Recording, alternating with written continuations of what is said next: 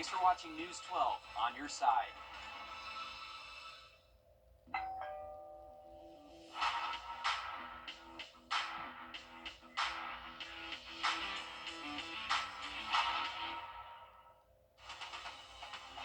Live from Augusta, you're watching News 12 live at 5. Good evening, and thanks for joining us here live at 5. I'm Wrdw. And I'm Meredith Anderson. Tonight, an American Airlines flight is canceled. This after an emergency landing at Augusta Regional Airport. Airport officials say they noticed haze inside that plane. Yeah, we're showing you the airport's flight tracker now. It shows the flight was set to arrive in Charlotte, but now passengers will either have to reschedule or drive to their destination during a very busy time here. Right. I mean, this is, of course, coming during a travel time that sees round one of the Augusta National Women's Am starting tomorrow. Plus, it wasn't too long ago that we had that crash in D.C. that killed almost 70 people. Your Sydney Hood joins us live at 5 at the airport. And Sydney, you spoke with someone who had to reschedule their flight. And she's not the only one having to look for Plan B this afternoon, but airport officials did say that this is the only flight impacted.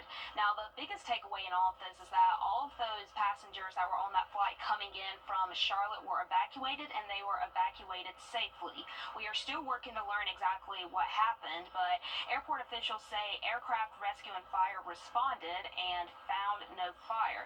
Now, this is an inconvenience to some, but one passenger who was scheduled to get on this flight at 11 o'clock this morning, I spoke to her, and she says she is just thankful it wasn't anything worse. Leaving out here at 4:30, 5 o'clock, I think, and I should be back in Jacksonville at 9 o'clock. Things happen for a reason, so thank God I'm on this side, not on the other side. It could be worse. Again, all those passengers were evacuated safely, and airport officials say that is the only flight impacted, which is a good thing to hear because, like you mentioned, this is a time where a lot of visitors are going to be coming through this airport in the days to come.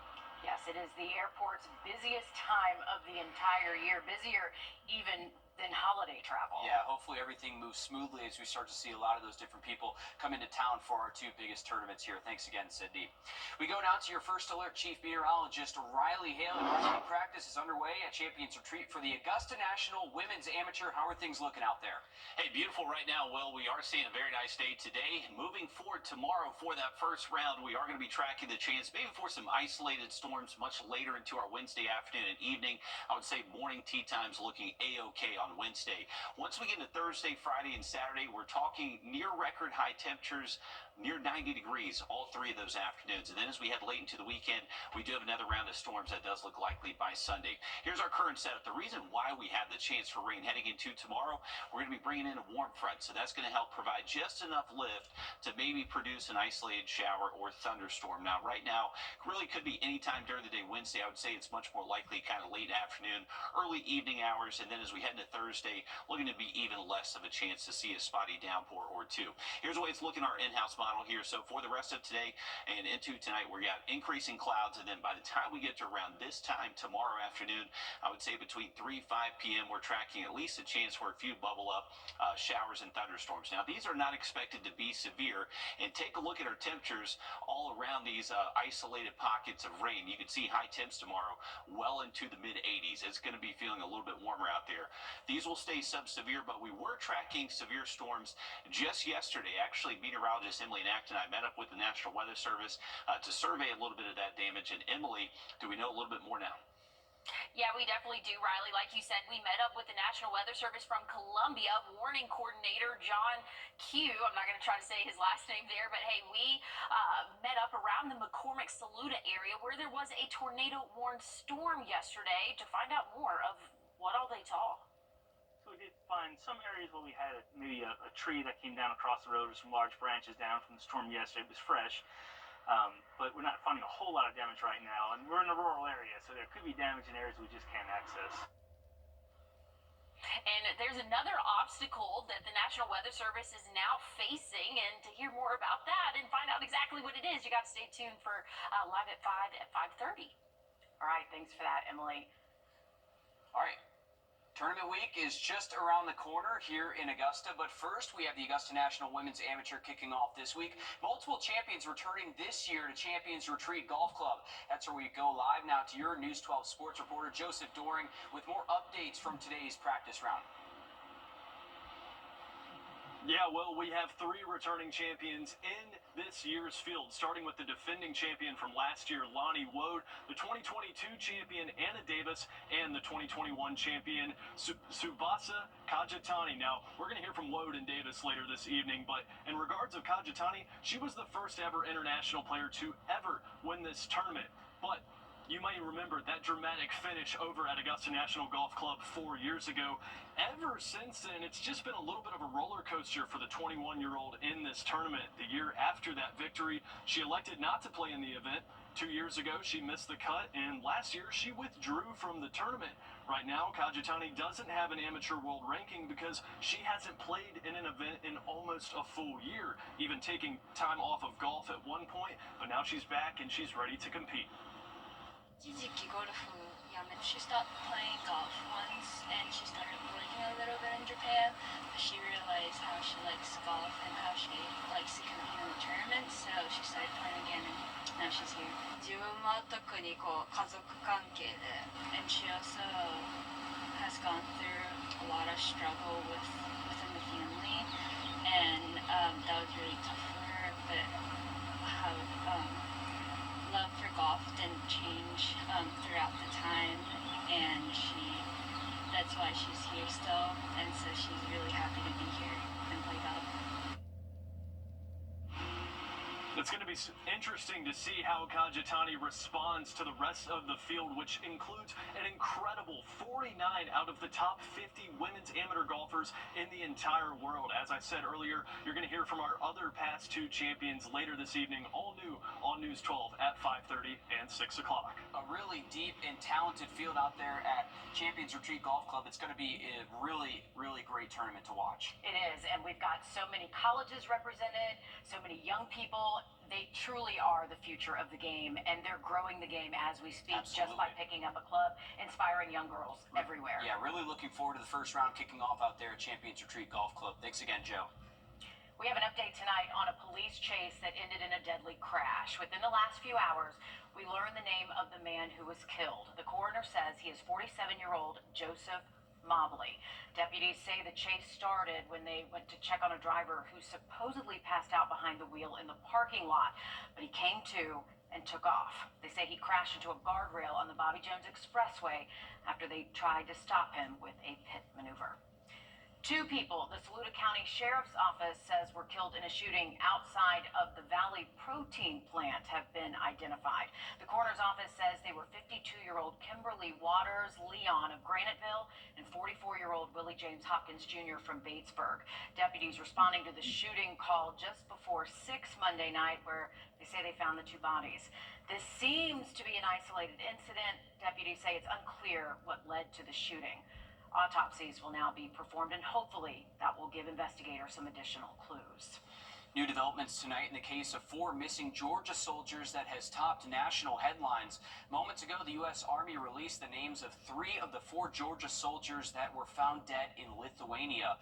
Officials. 3 teenagers face criminal charges in connection to the South Carolina upstate's largest wildfire. 2 18-year-olds and a 19-year-old are accused of arson and negligently allowing a fire to spread. Their bond is set at $7,500 each. They could face up to 30 days in jail and pay up to $200 in fines. Now, all of this comes as the raging Table Rocks complex wildfire continues to burn tonight. Take a look at this video from the South Carolina Forestry Commission. That blaze has grown to nearly 14,000 acres. We're told only 30% of it is not at risk of spreading. More than 1,000 fire and rescue crews are on the front lines fighting this. The statewide burn ban has been lifted, but that ban does remain in place for Greenville, Horry, Oconee, Pickens, and Spartanburg counties. New tonight, an uptick in drug overdose deaths in Aiken County. Now, this comes as the state sees an overall decline for the first time in more than a decade. South Carolina's Department of Public Health just released its 2023 drug overdose deaths report. Aiken County had a total of 100 drug overdoses for that year. Fentanyl was the main killer with nearly 80 deaths. In the entire state, there were 2,157 drug overdose deaths in 2023. That's a 6% decrease from the nearly 3,000 OD deaths in 2022. Before 2023, the DPH says the last time South Carolina saw a decrease in drug overdose deaths was 2012. Well, still to come, the Supreme Court set to take on cases involving health care, Medicaid, and Planned Parenthood. We break down the important topics being discussed coming up next. Riley? Well, we are bringing back the chance for maybe a few hit-or-miss thunderstorms tomorrow afternoon, and then we're going to see a much more likely chance late this weekend in between near-record heat. Lots to talk about in this forecast next. Time and temp, brought to you by your First Alert weather team. Introducing the First Alert Radar Network. With up to 10 times the resolution of other local radars and technology that can pinpoint right down to your street. First just got faster. Hey guys, it's Anna Christina here for Roof Savers. It's that time of year again, the perfect time to invest in your home. And what's the most important investment for your home? Your roof. If you've been worried about the age of your roof, missing shingles, black stains, or even leaks, I've got great news for you. There's a scientifically proven solution that can extend the life of your roof by 17 years with just one treatment. It's called Renew at 17 with Rock Lock technology exclusively from Roof Savers. Listen to some of our happy customers. We were told that a roof replacement was $12,000 to $15,000. And then I was talking to a friend across town, and he said, "Oh no, don't do a roof. Talk to Roof Savers." So I phoned you up, and you all came over, and we decided, okay, and we did the roof. And then we had this ugly storm, and the neighbors lost shingles and lost roofs and lost everything else, and we lost nothing. This was a nasty, nasty storm. With everything we saw and everything that went around, everything that was around us, I was pretty certain that we had problems. But when I went out and walked around the house, for what I could see, I didn't climb on the roof, but I didn't see that we had any wind damage whatsoever, none. I don't generally comment on anything because I just don't. But I felt so good, and Carol and I talked about it, that this job was so incredible that we had to say thanks. Roof Savers, save your roof, save your money. He was going to tell me it's believed on the tape. Back now live as we send things to your First Alert Chief Meteorologist Riley Hale. And Riley, a good day for baseball. We were just checking out SRP Park, though not the most favorable colors out there this evening for you. There's a few Tiger fans around, but yeah, it is a very bright orange out there at SRP Park tonight. If you are heading out to that game, weather looks great. Temperatures are pretty warm this evening, and we are going to stay nice and dry. But as we move forward towards our Wednesday tomorrow, there is going to be the chance for maybe some isolated showers and thunderstorms. So just keep an eye to the sky if you're going to be outdoors later into your Wednesday afternoon. It is going to be a little bit slight breeze out there tomorrow as well. We can see some gusts, maybe 20 to 25 miles an hour. But the thing is, it's going to start feeling a lot warmer tomorrow. Most likely hit the mid 80s, then up to the low 80s so far today. So just a little bit warmer Wednesday. Once we get to Thursday, now we're talking upper 80s and getting within a few degrees of record high temperatures. It does look a little bit drier Thursday. Not expecting quite as much of a rain chance there, but going to hang on to that light breeze out of the south that will continue to bring us that warm air over the next several days. As Will mentioned, we got our eye on SRP Park. We got Clemson taking on Georgia Southern. This game is going to start at 6:35 p.m. tonight, so still plenty of time to get out to the ballpark, and gates actually just opened at 5 p.m. Temperatures right now 79 degrees. We got a light wind out of the west between 5 to 10, and just some filtered sunshine. Got some high-level clouds filtering through, but a good outlook for tonight. General admission $11 if you want to head out to the ballpark tonight. First pitch, we should be near 80 degrees, and then we'll fall actually to the 60s towards the end of game time. So looking good if you're heading out to SRP tonight. Now, as we head into tomorrow, remember, we got the chance for maybe a few isolated showers and thunderstorms. Temperatures will just continue to warm up as we head into Thursday and Friday. And actually Friday, we're expecting a high temp of 90 degrees. That would be our first 90-degree temp of the year. And if we do hit it, that would actually be a record high temperature for that date. Looking at our rain chances for your Wednesday, mainly going to be in the afternoon, early evening hours. I would say 30% or less throughout the day. So not necessarily expecting widespread storms, but just a pop-up downpour or two. Definitely looks possible. Once we get into Thursday, Friday, Saturday, now we're talking about the near record high temperatures. Take a look at this. Friday, our record high temp for that date, April 4th, 89 degrees. Our forecast high is 90. So if we do hit 90, that would be the new record high for that date, and definitely does look possible. We'll continue to be close to those numbers heading into Saturday.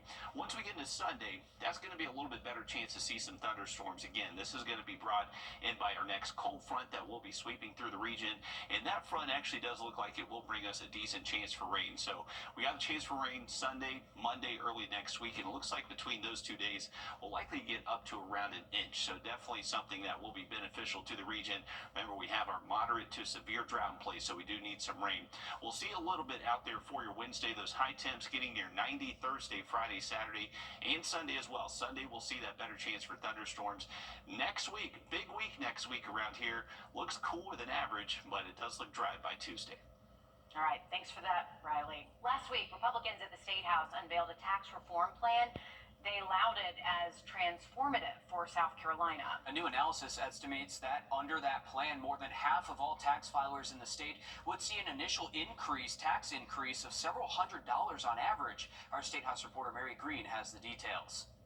Right now, South Carolina has 3 rates for personal income taxes, and the top one is the highest in the Southeast. Republicans here at the State House want to collapse this into one flat rate, starting at 3.99% and then eventually dropping down to 2.49%. We believe everyone who has sufficient income should pay something for the services they appreciate living here and working in South Carolina. Under their bill, the 3.99% flat rate would go into effect in 2026. A newly released fiscal impact report on the plan found that at that point, around 60% of filers in South Carolina would see their taxes go up. That increase would be, on average, several $100s for people making between $10,000 and $150,000. But Republican supporters of the plan note the tax shift begins at 3.99%, but wouldn't end there. It would gradually be lowered down to a final rate of 2.49%, at which point the fiscal impact report estimates 3/4 of all tax filers would see a tax decrease compared to now, and the rest would remain paying as much as they're paying now, but no more. That drop would happen as state revenues allow, so there's no definitive timeline for when or even if most South Carolinians would see a tax cut, a problem for some members of the ultra-conservative Freedom Caucus. What are the guarantees that we will meet those triggers quickly to bring relief to the people of my district who are already paying more than their fair share? I'll guarantee we'll get to the 2.49. It's all about fairness. We should have a simple tax system that is flat, fair, that everyone takes part in. We should not have a progressive income tax system where a group of the population is paying the entire tax while the other is not. House leaders expect to debate this bill on the floor next week. Governor Henry McMaster has told lawmakers he wants this bill on his desk by the time the General Assembly wraps up its work here in early May. Reporting from the State House, I'm Mary Green. Republicans say this bill would not raise other taxes like sales and property taxes to pay for this income tax reform. Instead, they say the state will simply reduce revenues. The U.S. Supreme Court is set to take up a case concerning South Carolina and Medicaid payments. The justices will hear arguments in Medina versus Planned Parenthood South Atlantic, which also concerns access to reproductive health care. The question before the U.S. Supreme Court concerns whether Medicaid patients can choose specific providers. Medina versus Planned Parenthood South Atlantic centers around a South Carolina woman on Medicaid who specifically wanted to receive health care from Planned Parenthood. In 2018, South Carolina Governor Henry McMaster banned state Medicaid payments to abortion clinics, just one of the many health care services provided by Planned Parenthood. Planned Parenthood and patient Julie Edwards sued, saying Medicaid recipients such as Edwards might seek health care from any, quote, qualified provider, including Planned Parenthood. Furthermore, they note that the Medicaid Act is, quote, clear and unambiguous in conferring a privately enforceable right. South Carolina has already banned nearly all abortions after 6 weeks gestation, and federal law generally bans Medicaid funds from paying for an abortion, with just a few exceptions. We're back in a bit. First Alert Radar, powered by Jim Hudson Automotive Group. It's the one thing. We'll see you there. Some moments are too perfect for words. A love so true. A night so magical. At Windsor Jewelers, we help you find the ring that tells your love story. A ring as timeless as your forever. Because when the moment is right, only the perfect ring will do. Windsor Jewelers, where forever begins.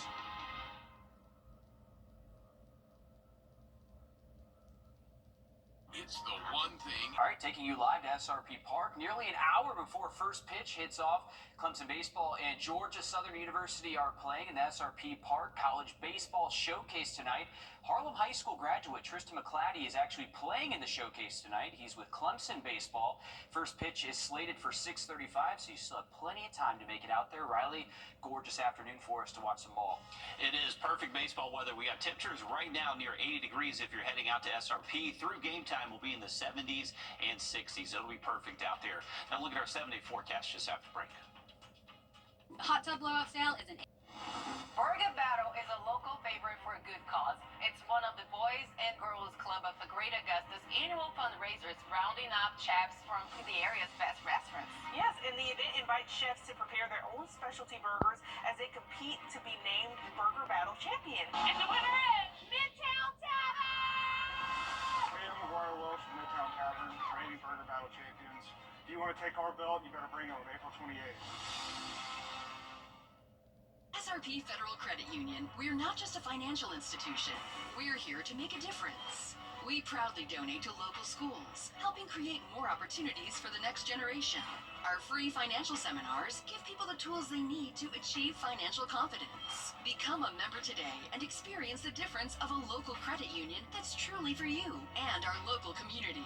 SRP Federal Credit Union, your local credit union for our local community. Good things are happening at SRP. There is strength in numbers. Hot Tub Expo at Western Carolina State Fairground all week long.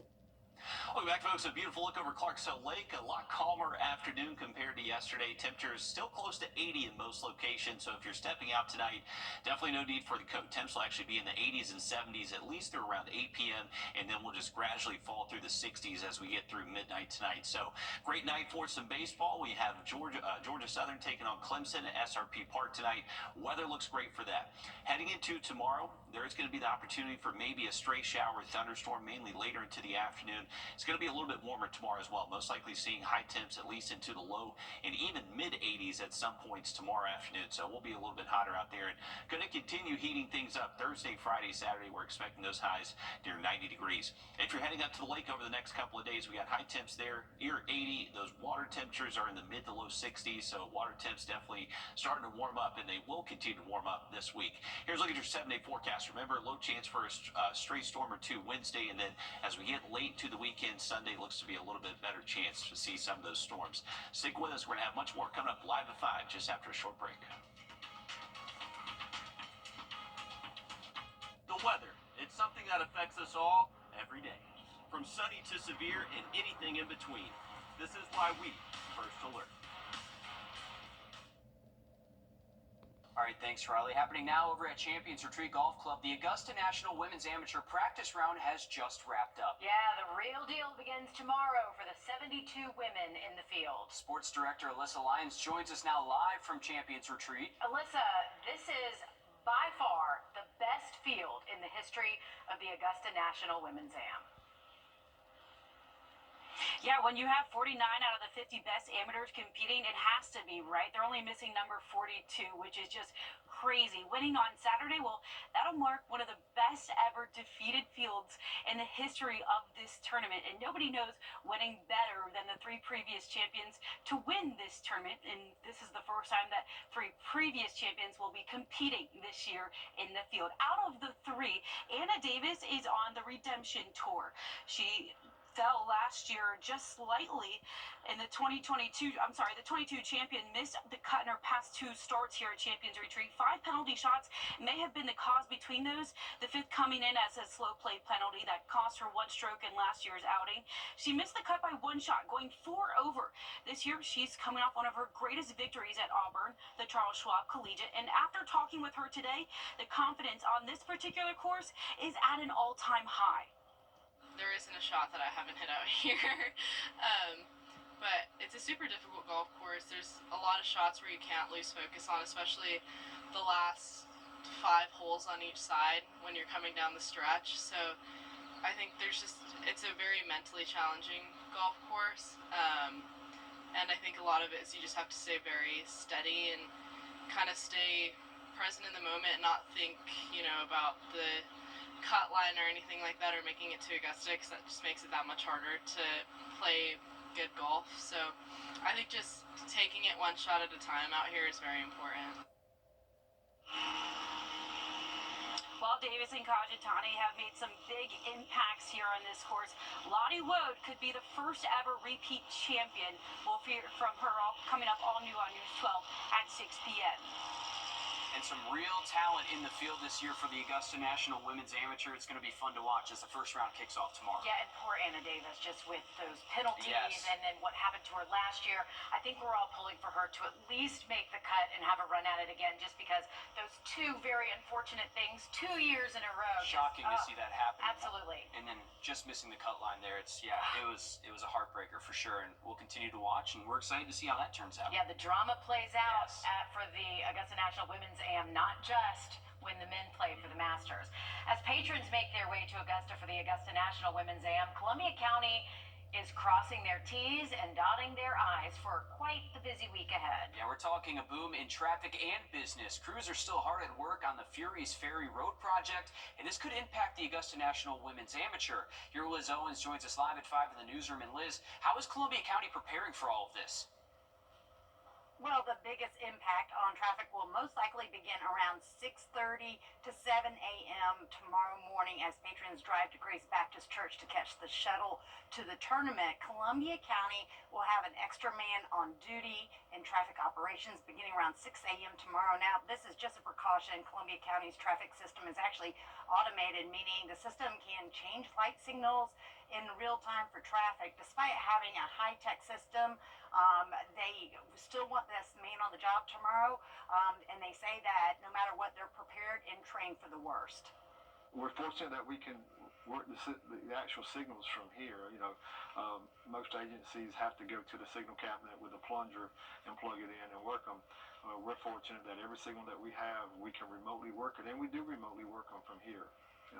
And we can work multiple systems. One person can work 3 or 4 signals by themselves. So here's the good news. GDOT will put the big construction projects on pause beginning tomorrow morning. So that means all lanes should be open on Furies Ferry tomorrow, which should help alleviate some of the traffic that I actually ran into today when I went to go pick up my daughter and went to the store earlier. And not only do we have the traffic in Columbia County, obviously we have Broad Street under construction in downtown Augusta too. Yeah, if you've been out on the roads though the last couple of days, you definitely notice more cars. Yes, and it's add some more time. Yeah, it's only going to exponentially increase over the next couple of days, and then as of course we go into the next week. Patience is key in the next few weeks. Thanks, Liz. The person killed in a police chase in Richmond County has been identified. The coroner says he is 47-year-old Joseph Mobley. Deputies say the chase started when they went to check on a driver who supposedly passed out behind the wheel in a parking lot, but then he came to and took off. They say he crashed into a guardrail on the Bobby Jones Expressway after they tried to stop him with a pit maneuver. After a very busy weather day, tonight there is a new promise to respond faster to any crises at Georgia schools. Yeah, state lawmakers have passed what could be the last piece of school safety legislation this session. Georgia State House reporter Abby Soros explains the emotional debate. September 4th, I got the call. State Representative Holt Persinger represents Winder. His wife works for Barrow County Schools. When she told him there had been a shooting at nearby Appalachian High School, he asked, "Where do I need to be?" She called me to say they need water on the football field because the students are out there passing out. Republican House Speaker John Burns calling on him to carry legislation for a statewide approach to mental health, meeting after meeting wearing his Appalachia pin, defending the bill to anyone who would listen. Then on Monday, the House voted overwhelmingly to support his bill, requiring schools submit electronic maps to law enforcement and hire student advocacy specialists. Talking to somebody yesterday on the phone, and she's thanked me for fighting for our community. I'm just glad that I was able to be a part of it. The moment bittersweet. His initial bill included a statewide database to track threats from district to district, supported by some of the victims' families. The alleged shooter was investigated in 2023 for making a threat online. The system would ensure a record of the report would be available to a transferring student's new school within 10 days. This is something that the Appalachian families and community wanted, right? We want this tragedy to not be in vain. Appalachia alum Layla Contreras liked Persinger on the football field that day, helping her sister and mother who were inside during the shooting. They share a common connection, working together for change in the wake of tragedy. You know, his wife being here, I actually had her when I was in Westside Middle School growing up here, and, you know, it just shows that he does care about this community, and, you know, this is our home. The database idea still remains very controversial. Persinger says that this bill still requires that schools communicate with law enforcement and transfer records faster. The bill now heads to the governor's desk for his signature. In Atlanta, I'm Abby Kasouris. Well, new tonight, 3 of 4 Georgia soldiers found dead in Lithuania have been bringing back a low rain chance for possibly a few showers and thunderstorms, but then Still ahead, criminal charges against 3 teenagers in the upstate in the area's largest wildfire in history. We break down their charges when we come back. Riley? Heading into tomorrow, we're bringing back a low rain chance for possibly a few showers and thunderstorms, but then we're talking near record high temps as we close out the work week. Forecast just after the break. Time and Temp, brought to you by your First Alert weather team. I'm Attorney George Sink. Close out the week. All right, we will. Thanks for that, Riley. After a very busy weather day yesterday, the National Weather Service paid a visit to Edgefield County to survey the storm damage left behind. Your First Alert meteorologist, Emily Acton, joins us now with what they found. Emily.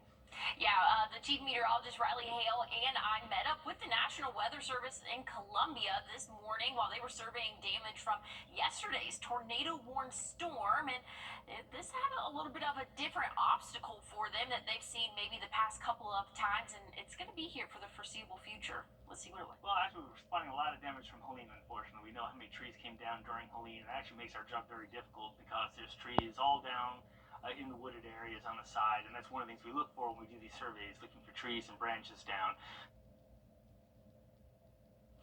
And as John said, it is hard to differentiate between the new damage and the old damage that was left over from Helene. And again, this is going to be an obstacle for years to come, most likely in those more rural towns. So something that we'll definitely have to keep an eye on as we do those surveys. Some good information. Thanks for that, Emily.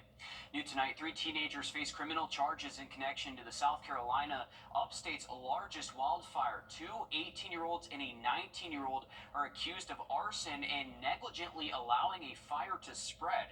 Their bond is set at $7,500 each. They could face up to 30 days in jail and pay up to $200 in fines. This comes as the raging Table Rock Complex wildfires continues to burn as we speak. Take a look at this video from the South Carolina Forestry Commission here. The agency says the blaze has grown to nearly 14,000 acres and only 30% of it is not at risk of spreading. So far, more than 1,000 fire and rescue crews are on the front lines battling these flames. A burn ban remains in effect for Greenville, Horry, Oconee, Pickens, and Spartanburg counties. A newly released report shows Aiken County saw an increase in drug overdose deaths in 2023. Now, this comes as the state sees an overall decline for the first time in more than a decade. South Carolina's Department of Public Health just released its 2023 drug overdose deaths report. Aiken County had a total of 100 drug ODs for that year. Fentanyl was the main killer with nearly 80 deaths. In the entire state, there were 2,157 drug overdose deaths in 2023. That is a 6% decrease from the nearly 3,000 deaths in 2022. Before 2023, the DPH says the last time South Carolina saw a decrease in drug overdose deaths was back in 2012. Remember the good old days of Facebook when you would see your friends and not a lot of clickbait and ads? I'm Jamie Tucker coming up with a major Facebook update to make it friendly again. First Alert Radar, powered by Jim Hudson Automotive Group. Attention homeowners, we're looking for Breaking news live at 5. McCormick County students are safe after an active shooter nearby put the school on lockdown. The school district public information officer says it happened just after 3:30 this afternoon. Officials say the school resource officer will remain on campus until the all clear is given by the sheriff's office. Now, this is all we know right now, but of course we will continue to follow this for you here and online. Of course, stay close for updates. Facebook wants to be friendly again, or at least make it easier to see your friends when you open the app. It is welcome news for the millions of Facebook users who say they're tired of seeing fake posts and ads. Our consumer tech reporter Jamie Tucker shows us how it works and how to get the update. I think we will all agree that Facebook's algorithm has ruined our Facebook feed. We see more advertisements, junk, clickbait, and fewer posts from our real friends. But that is changing with this major update, but only if you know how to use it. Facebook releasing a friends feed right on your startup page. Tapping the tab will show you the latest posts from your friends, skipping clickbait, a majority of ads, and updates from the groups and pages you follow. But the tab is hidden unless you turn it on. You'll click your profile picture and go to Settings and Privacy, then tap Settings, scroll down until you find Tab Bar, and then customize the bar. You choose Friends and pin it to the navigation bar. You might need to unpin one of the others. The next time you open the Facebook app, you'll see Friends on the bottom of the page, and then when you tap it, you'll see only posts from friends. No junk, just friends. Now, how much does this change things? The home feed shows pages that the algorithm thinks you'll want to follow. But by tapping friends, it's almost 100% real posts from real friends. Now, it doesn't carry over to checking Facebook on a computer, but you should see the option if the Facebook app is updated. Now, Facebook is rolling out this update, so if you don't see it right away, check back. It makes a big difference for Facebook users who primarily use the social platform to keep up with friends. That's What the Tech. I'm Jamie Tucker. Facebook says this is just the first of several new features coming over the next several months to make the platform look and feel more like the original Facebook. We're back after this. Accidents can happen on the road too. You know that feeling when you realize that you've missed something big? At News 12, we're on your side from the latest news happening now. To the first alert, keeping you prepared. No other team has you covered like we do. From breaking news to the moments that make a difference, we bring it all straight to you. Don't be the last to know. Instead, stay ahead for anything that comes your way. Your news, your weather, your team every night. WRDW Evening News, on your side so you stay ahead. Accidents happen when you least expect them. When you're running an errand, coming home from church, picking the kids up after school. No matter when your accident happens, the help you need is always available. Get the strong arm. Call attorney John Foy and Associates.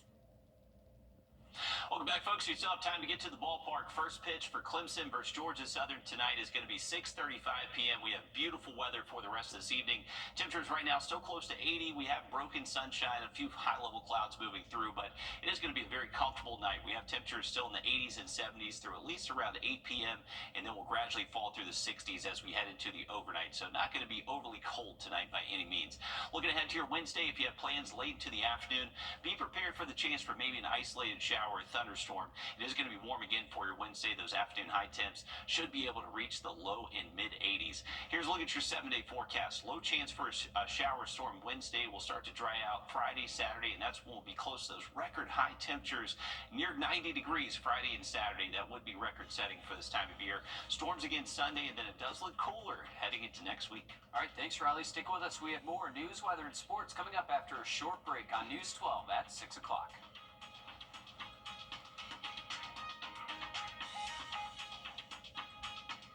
This is not you. It's not me.